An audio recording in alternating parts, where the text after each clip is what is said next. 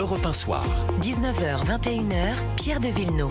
Avec autour de la table jusqu'à 21h, Jean-Claude Dacier. Bonsoir. Bonsoir. Bonsoir à Raphaël Steinville. Bonsoir Pierre. Directeur adjoint de la rédaction du JDD. Notre invité à 20h16 sur Europe 1, Alexandre Mancino. Bonsoir maître. Bonsoir. Vous êtes avocat, président du Cercle Orion et vous sortez aujourd'hui, je ne sais pas si c'est votre premier ouvrage. Mon premier livre. Premier ouvrage, Essai politique, redonner sa grandeur à la politique, plaidoyer pour une relève audacieuse à la hauteur des temps. Alors, c'est publié chez Temporis d'ailleurs, et dont l'éditeur est François Daubert, que je salue, qui est ancien ministre et qui donc maintenant édite des jeunes talents comme vous, Alexandre Mancino. Je voudrais d'abord vous dire deux choses.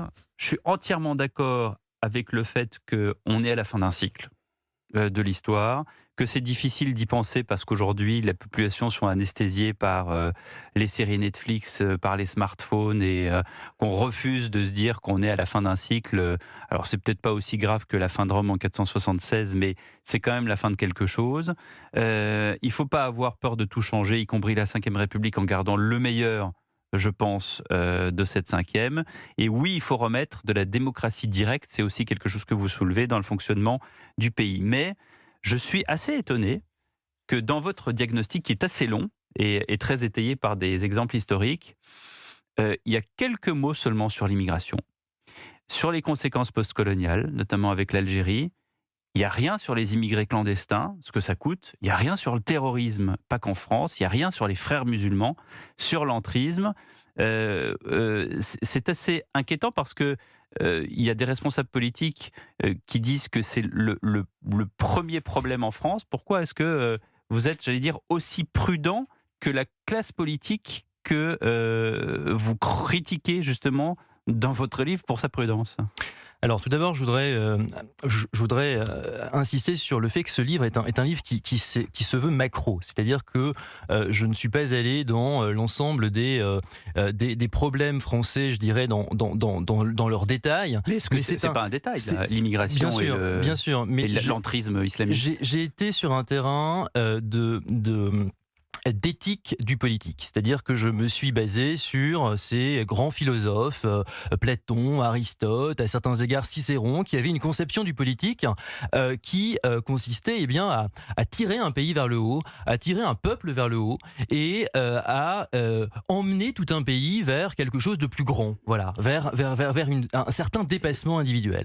Donc ça, c'est le premier point et c'est la philosophie de l'ouvrage, c'est une éthique du politique. Je l'ai compris comme ça. Et j'ai voulu vraiment aller dans ce terrain-là. Maintenant, pour vous répondre, dans la deuxième partie, puisque j'ai commencé par un diagnostic de ce qui va, de ce qui ne va pas, et de ce qui me paraît être les causes de l'échec du politique depuis tant et tant d'années, je propose quand même dans ce que j'appelle le libéral-conservatisme un certain nombre d'éléments, et notamment sur le conservatisme régalien, puisque vous l'avez dit, et je partage tout à fait ces considérations d'immigration, d'islamisme radical, d'identité nationale. Nous, au sein du Cercle Orion, c'est un think tank que j'ai créé, j'étais encore étudiant il y a 9 ans.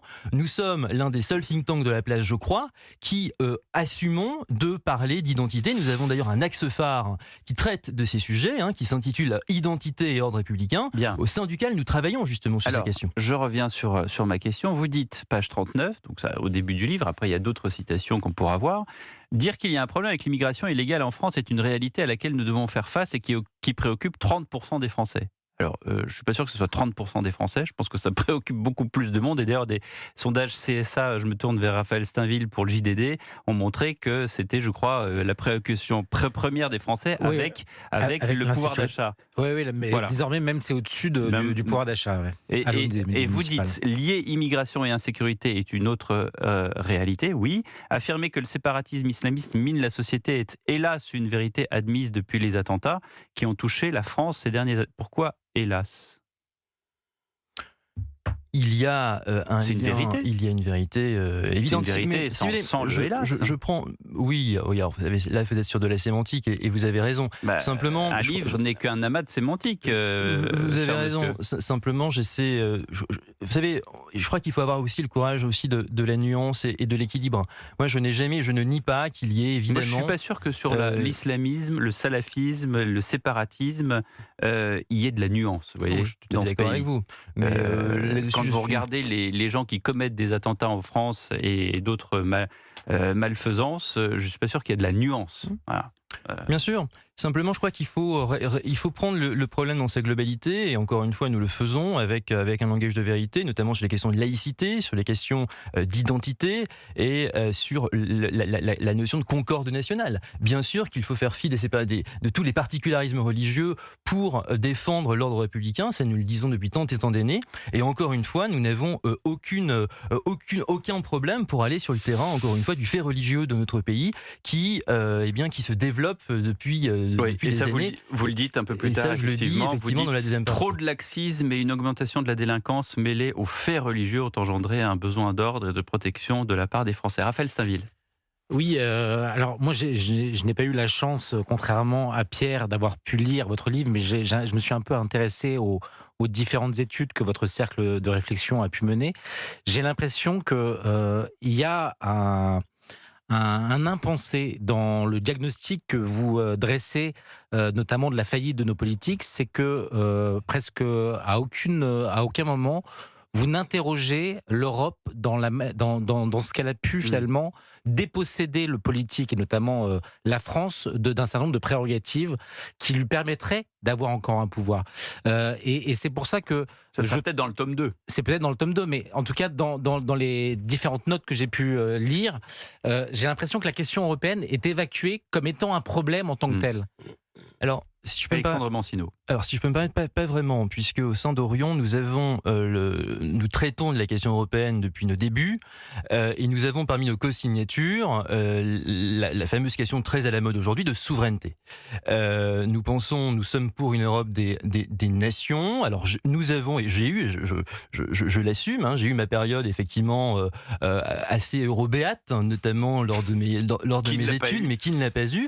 Aujourd'hui, aujourd'hui, je crois qu'on a, là aussi, on n'a absolument pas peur des mots. C'est-à-dire que l'Europe puissance, oui. L'Europe capable de défendre ses intérêts vitaux, oui. L'Europe capable de se doter d'un arsenal juridique qui puisse contrecarrer les États-Unis et la Chine, les mesures de protectionnisme intelligent des États-Unis, les subventions, veux-tu en voilà, de l'État chinois sur leurs entreprises privées, ça nous le disons. Et nous avons par ailleurs, je vous renvoie à nos dernières revues Vision Orion qui paraissent une fois tous les 3 mois, ou encore à nos notes de position, nous faisons de l'Europe l'un de nos sujets phares. Alors nous ne sommes pas des euro-sceptiques, mais nous sommes des euro-critiques. Moi je fais le distinguo puisque je crois au projet européen, d'ailleurs je le dis dans mon livre, je crois au projet européen dans ses principes, je dirais post-seconde guerre mondiale, tel qu'il s'est présenté. Je crois simplement que l'Europe aujourd'hui telle qu'elle fonctionne, cette technostructure, ce désalignement des intérêts des dirigeants de la Commission et des citoyens sont des tares de l'Europe aujourd'hui que nous dénonçons. Jean-Claude Dacier. Oh, j'ai une question toute simple. Qu'est-ce qui ne va pas dans ce pays? Puisque plus grand-chose ne fonctionne, je ne vais pas énumérer, faire la liste. Honnêtement, il n'y a plus grand-chose qui fonctionne, et ça fait un bout de temps qu'on se raconte des histoires et qu'on prend des mesures à contresens. Qu'est-ce qui ne va pas prioritairement? La question n'est pas simple, je le conçois. C'est un peu, si vous voulez... Là, il se remémore les 400 pages de son livre en disant « Ouh là là, par où je n'ai pas lu, moi, son bouquin encore. » Non, mais je vais vous répondre. Très intéressant. Je vais vous répondre d'un point de vue, encore une fois, très macro. Je crois qu'il faut avoir le courage de parvenir à un diagnostic partagé sur ce qui va et sur ce qui ne va pas. Et là où je vous rejoins, c'est qu'effectivement, nous sommes, et c'est ce que je le dis, le fil conducteur de mon livre, c'est la fin d'un cycle. Ouais. Moi, je suis convaincu, ma génération n'a jamais connu la situation dans laquelle nous sommes. C'est le fonctionnement. En fait, ce que vous dites dans votre livre, globalement, c'est qu'on est arrivé à la fin d'un cycle, que... je ne sais pas si c'est forcément les institutions, mais c'est c'est le fonctionnement du pays qui ne marche plus. D'un côté, on a, vous l'aurez remarqué depuis quelques années, je le disais hier, ça avait choqué, mais on est quand même allé chercher depuis 2017, on va dire, et ça s'est reproduit dans les autres législatives, on est allé chercher des députés au coin de la rue. Donc on a supprimé ensuite l'ENA, qui est une fabrique de politique qui était hautement critiquée, mais en réalité c'était quand même des gens qui avaient un tuto pour savoir comment fonctionnait le pays. Derrière, on est arrivé dans l'angle mort de la Ve République avec 3 couloirs de nage où, alors je ne sais pas si Rueff, Debré et De Gaulle avaient prévu qu'il y avait, mais je pense qu'ils ne s'étaient pas rendu compte qu'il y avait cette possibilité-là où il n'y a pas de majorité au Parlement, même relative. Bon, voilà, ce que vous dites dans votre livre, et c'est aussi le côté vertical qui existe dans la Ve République qu'il faut peut-être revoir. Et là, il faut s'inspirer peut-être de certains voisins européens, et je pense notamment aux Suisses, qui ont une part de démocratie directe dans leur pays. Oui, vous avez raison, et je parle beaucoup d'ailleurs de la démocratie directe et de la démocratie participative. Parce que c'est pas une consultation du CESE qui va changer quoi que ce soit, comme ça a été rapidement fait. Tout à fait d'accord avec vous, et nous prônons une conciliation de la représentation avec de la participation, c'est-à-dire que nous sommes pour davantage de participation du citoyen à la chose publique, avec plus d'horizontalité et avec une capacité du citoyen à faire remonter de l'information, précisément pour faire remonter ce qui ne va pas. Après, là où je vous rejoins, et c'est aussi le fil conducteur du livre, c'est que aujourd'hui dans ce pays, malheureusement, plus rien. Enfin, ça n'est pas un livre pessimiste, c'est un livre d'espérance, si vous voulez. Donc je crois qu'il faut. Vous avez commencé par plus rien, donc terminez votre phrase. Là, vous êtes foutu.